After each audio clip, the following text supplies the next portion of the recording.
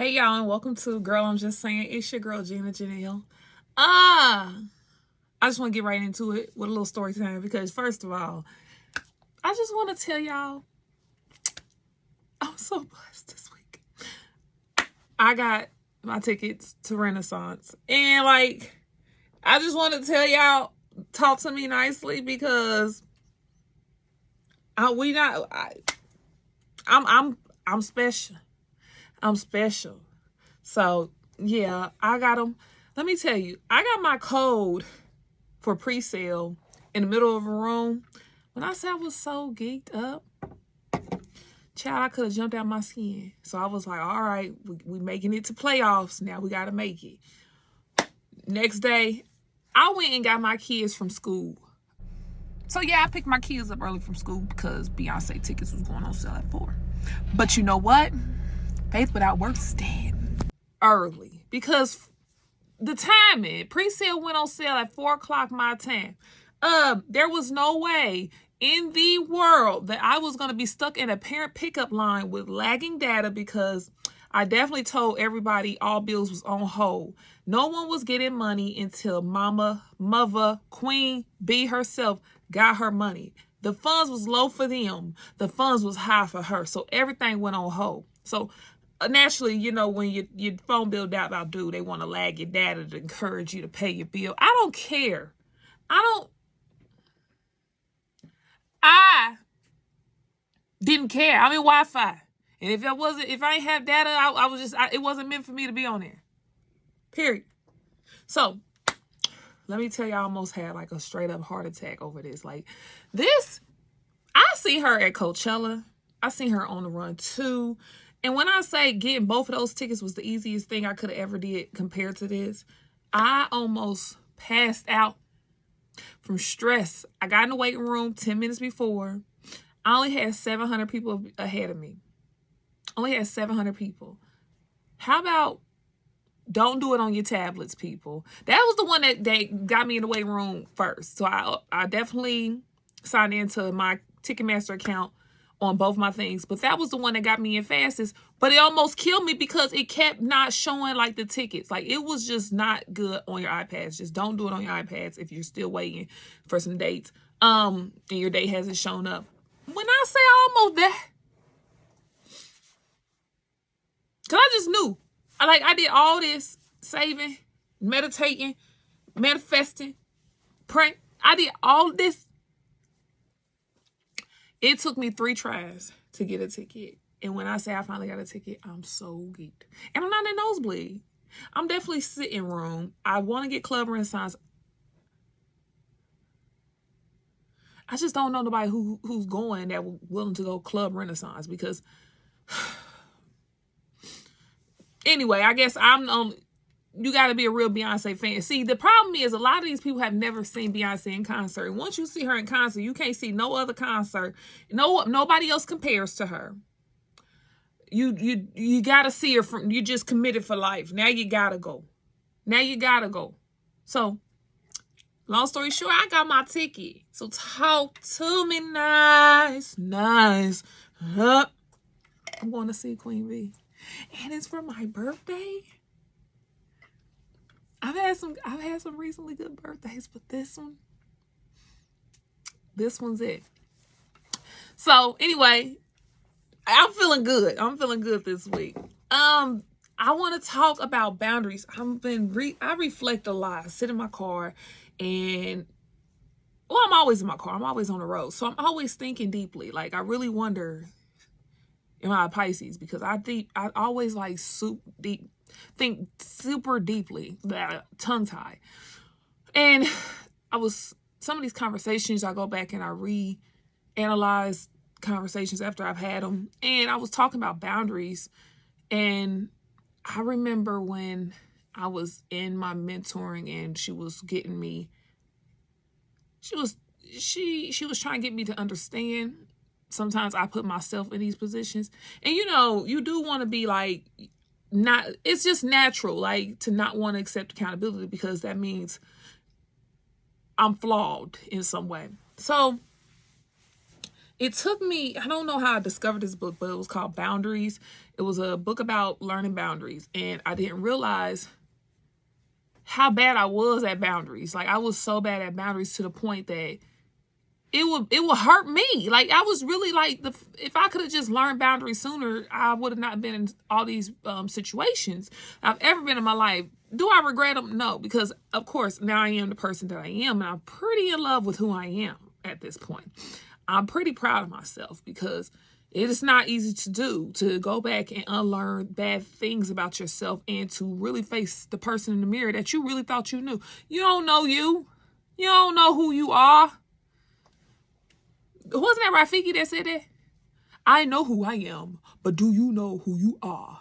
But so I went back after learning boundaries and doing the whole workbook and had to reanalyze most situations I've been in. Friendships, relationships with family, jobs, relationships with romantic partners.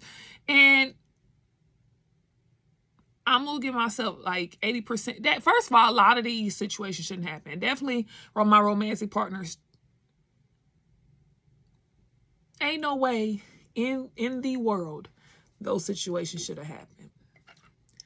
Boundaries with friends. I hear this thing, some people I've heard say this. They either said it to me or they said it about other people I've heard. You can't expect people to expect you out of you. And I argue that to a fault, even after going through all these situations and stuff.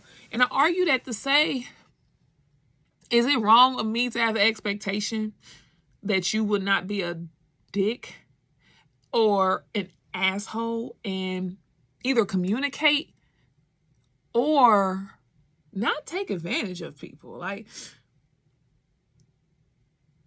what do that be about? So, sorry, like, lost my train of thought. But it's not that you're expecting you out of other people. Well, at least in my case, I'm going to try to stop speaking on everybody and just speak definitely from my personal shoes, because I ain't walked in a lot of shoes.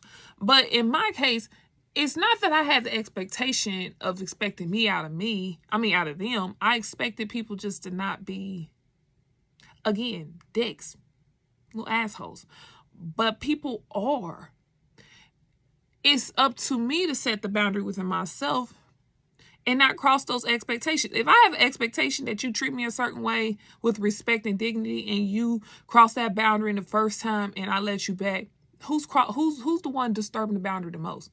It's me, because I'm not even standing on my own boundaries. I'm not even standing on my own morals. I'm letting the expectation go out the window for certain people because of certain feelings that I'm addicted to feeling. I'm addicted to feeling you being in my presence. I'm addicted to you giving me attention that I refuse to give myself. I'm addicted to the little bit of love that I think is love, because I don't give myself love enough. I have no clue what love actually looks like, because I'm addicted to all those things. I let you cross these boundaries constantly.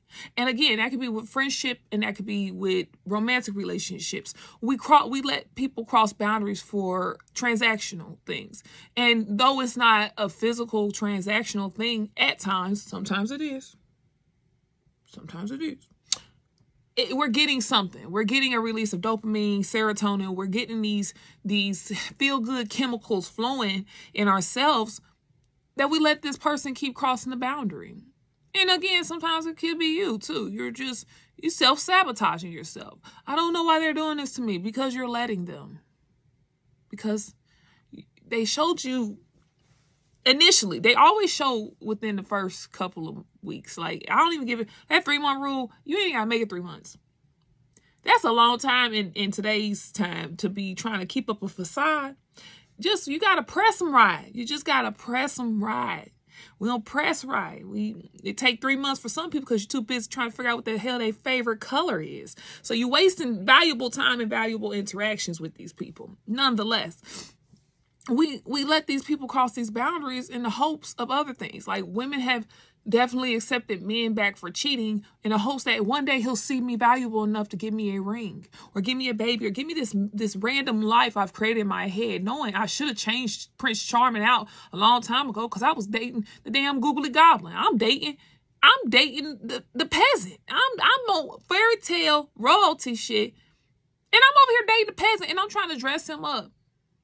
Girl, keep yourself out of stupid situations, out of your own ignorance, your own ego. Like it's all transactional. So don't think that because you were in these situations, you didn't know boundaries.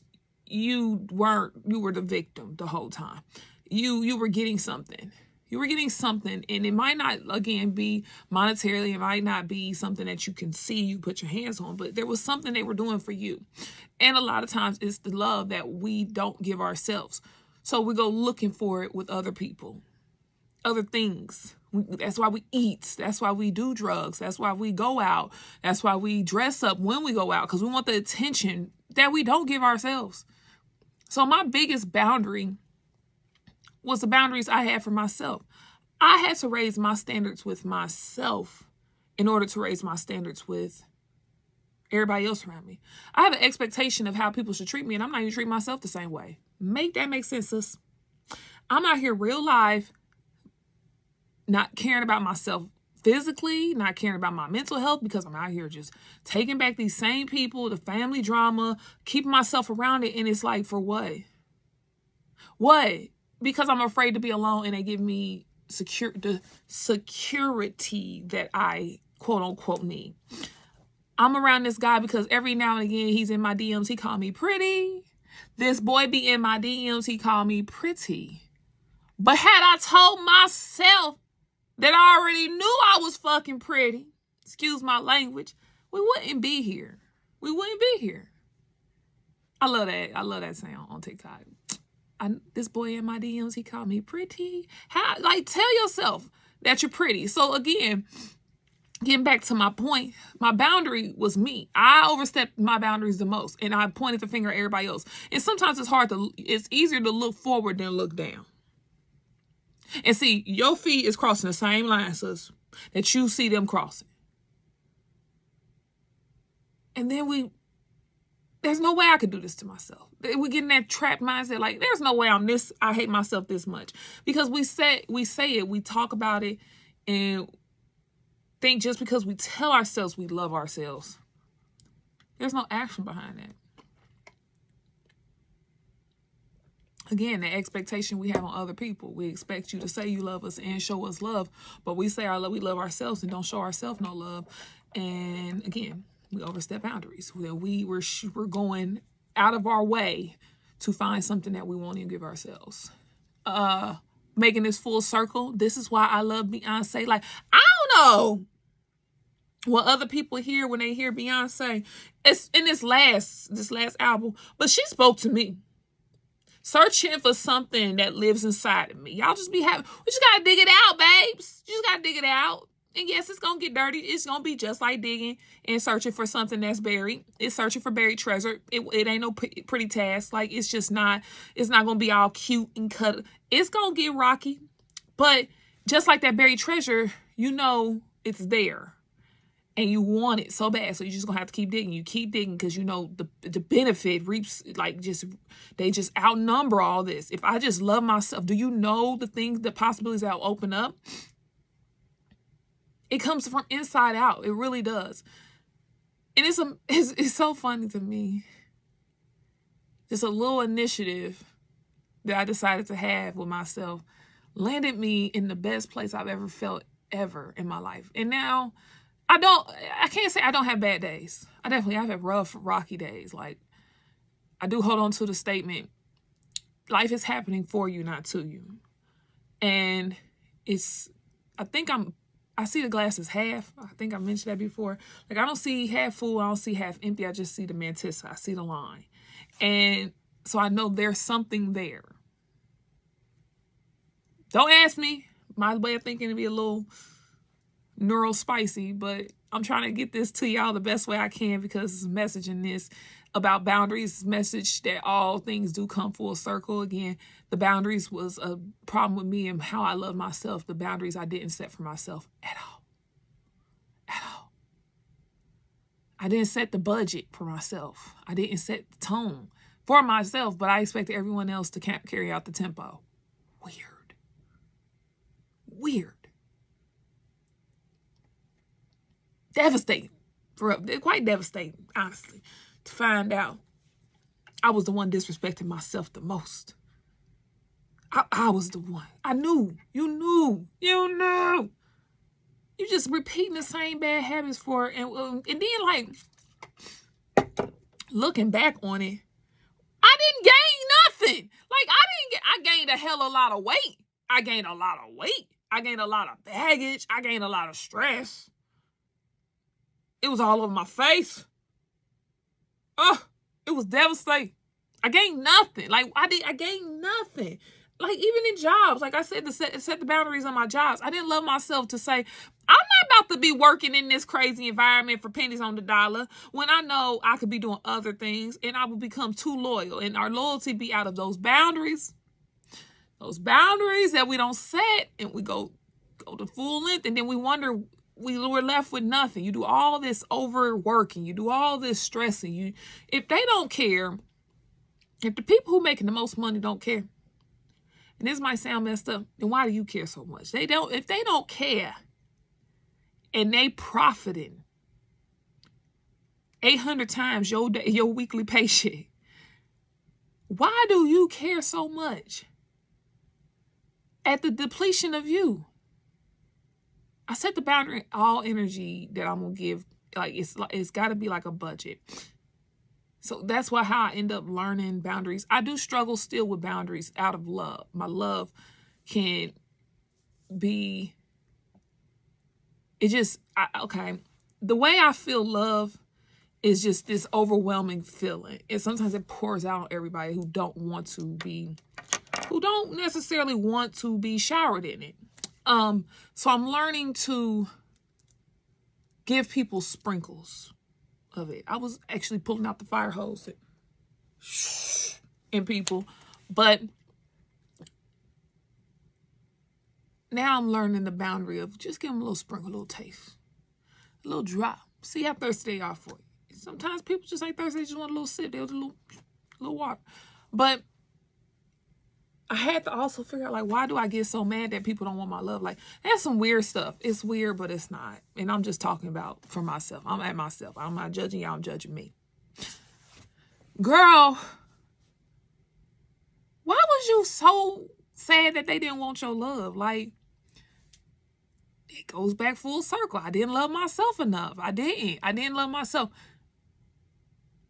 So the boundary that I learned in that was, if I could give this person all this love that I feel like is the best thing in the world, let me go water my garden it's just terrible. I'm watching them. I'm spraying their garden with my water hose every day. And everything just flourishing. Skin flourishing, beard flourishing, because we're talking about romantic relationships too. Beard flourishing, because my love is like, whoa, all around. They just skin glowing. They look happier. They standing up in their life. And I'm giving them all this love, and I'm over here looking at myself. And I'm looking 30-something when I'm supposed to look 20-something. I'm looking at myself. And I'm fat. I'm overweight. I'm breathing heavy at age 23. This make no sense. They're glowing. So why, if my garden ain't being watered, why am I watering other people's gardens? I'm not setting aside no love and no time for myself. I'm over here just letting my river just flow everywhere. The whole time my damn garden's just depleted. Boundaries are like a dam, so you just got to keep the water in sometimes, because it's a bigger benefit on the other side of that wall. If the dam breaks, it overfloods and it causes destruction. If you catch what I'm throwing. Please catch what I'm throwing. But it really reading that book, and I'm trying to insert it somewhere in here, the workbook and the book itself, and practicing those boundaries. It took a while. It definitely took a while, because again, I was trying to get to know a person I never loved, if that makes sense. It's feel like going on a first date with yourself. And then you got to grow this relationship. And initially, when it's not true love at first sight, or I'm not necessarily attracted to myself in different aspects other than just physical, it's kind of awkward. So it's almost like you're trying to grow a love. You know, it's got potential, but it's going to take a little work. And it's going to take a lot of awkward moments. That's what the journey to self-love kind of feels like initially. And a lot of times people be like, I'm not about to stay here. Think about how you are in your dating life. And I promise all this stuff comes full circle. Think about how you are in your dating life. If you was to have somebody that you was just trying to like, all right, I got something to do with. So you just laughing at the jokes and stuff and just, it just got to grow. There's potential there, but it's got to grow. It's going to be awkward because at first you really don't like this person like that. You just, hey, comedy cool. Something to do. Might be a great thing. Might be something good for me. I'm the fucked up one. Let me get myself together because this person's really, on paper, they pretty damn phenomenal. So it's like, I got to look at why I don't like this person like that. So let me just do some awkward, get through the awkward, break through the cobwebs and stuff. So that's how it is. Like, I know I'm great on person because I'm on paper because I seen it. I got potential. I just don't like me like that. Like, it don't sound like all the toxic stuff I've been used to and comfortable with. I don't sound like that. I sound healthy. Loving me sounds too healthy. It just sounds too yuck. Ooh, we are conditioned, honey. We're conditioned like Olaplex conditioner on some damn freshly highlighted hair. Anyway, it was so awkward for me. Because I'm like, what is it? That's weird as hell for me to tell this person in this mirror, I think they are beautiful and stuff. I really don't, because I be seeing all my flaws. Like, girl, you seen that new stretch mark that crawled up your back yesterday? You're disgusting. You're eating too much. But I still got to love myself through it. So that kind of brings me to unconditional love. That's how unconditional works. I have a theory. Come say this because I don't want y'all to be my theory on unconditional love is that it is something that's not initially. It's not something that just starts out. We negate the fact that we're humans. We negate that so much. Like, just because you're my mom or my dad, I gotta like you. That's crazy, and that has proven time in and time out how toxic that can be. But it has to grow. I have to see that you're worth letting down all conditions. You're worth all the sacrifice. You're worth it. How the hell? How do we come to the conclusion, especially in romantic and friendship situations, that these random people that you just met or something, or you just grew this random love with, y'all haven't been through hell or high water, it's worth your unconditional love? Because that just tells me, if you have an expectation of unconditional love and you've put in no time, no effort, no work, no getting to know this person, you just expect me to just accept all your bullshit. But that's what we equate unconditional love to ourselves. Because again, we accept a lot of bullshit, but we still love ourselves. That's not unconditional love. That's stupidity.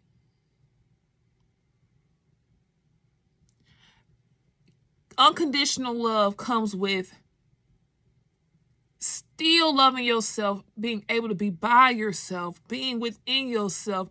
And mistakes are not mistakes, they're lessons. And also in that, not putting yourself in so many mistakes. A mistake only has to happen once for a lesson to be learned. Quite honestly, like, really think about it. 3, 4, 5 times, I'll give you 2. I'll give you 2 on certain situations. Duh. You might have missed the first time and come back the next time. You should be able to, eyes should be wide open. And if it's not, honey, you need to get out the game because you're lacking some stuff.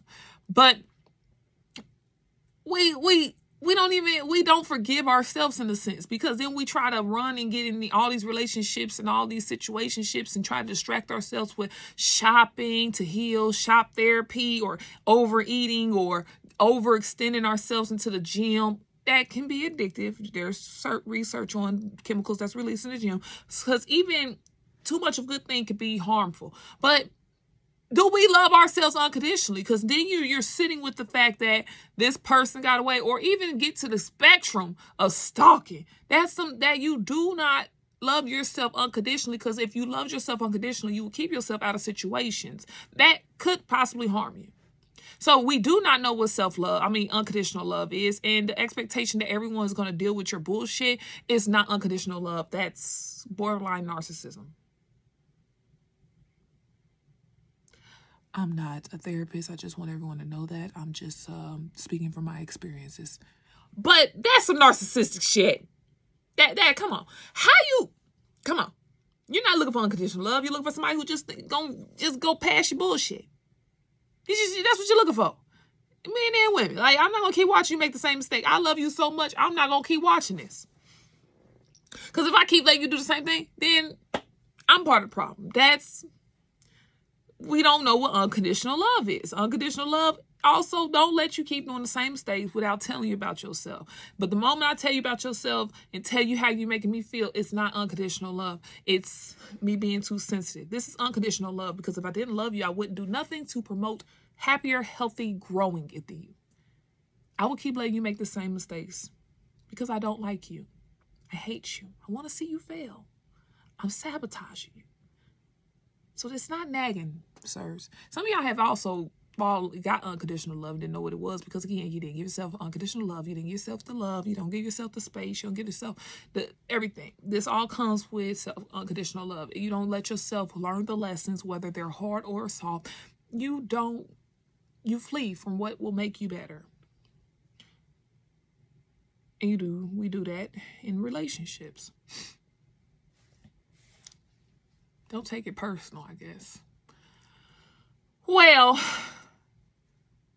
I feel like I'm rambling at this point, but that was just my little spiel on boundaries and what I kind of learned for the week. Again, I'm just telling you all, this is just things this is just check in with things I've sat and thought about, or analyzing myself on my self-growth and healing journey that I've been on for a couple years now. But boundaries, I don't know, boundaries just really came to me this week, because I'm learning patience and boundaries, and lessons that I'm currently going through. Patience and boundaries, because I can be impatient. It's because I already see. It's like I can see into the future. I know what could be a good thing and what can't, but sometimes you have to also be patient enough to let people live their journey. Just because you see it as it could be a great thing, like I know this would be good for you, you have to give people the space and opportunity to learn the lessons on their own. Everybody has their own journey. And it gets hard, especially when you love a person. When you love a person, you want to be all giving. You want to be there for them. That's that.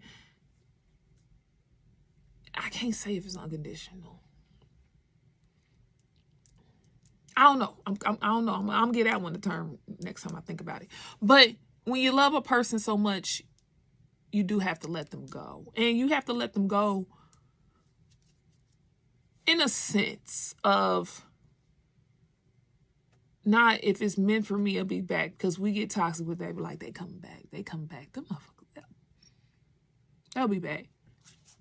Let them go, and also allow that space to see you can live without them. It's the letting go is not just for that person. The letting go is for yourself. You both need to be free from this. And if it comes back after you all have done, because we're missing like a whole paragraph in between those little lines. That semicolon was supposed to be, it's supposed to be a paragraph. That was supposed to be a beginning, and then a whole bunch of story in the middle, and then the end. But if you let something go and you have definitely come back after fixing whatever was wrong, setting up some type of communication, different things have changed. If you let them go and it's changed, then they'll come back to you. I'm envisioning the bird, Maya Angelou. Anyway, that's my thing for today. I have no more else to say. I feel like I rambled about boundaries for the last couple of minutes. But I'll see you all next time. You all have a beautiful day. And again, just a reminder, I got Beyonce Renaissance tickets, so I'm just different. At least for 2 weeks. Talk to me nicely. Talk to me. I'm not one of them. I'm different. Because I got tickets. And a lot of people did. I feel bad for y'all. Praying for you. Sending y'all the faith in the world. But talk to me nice.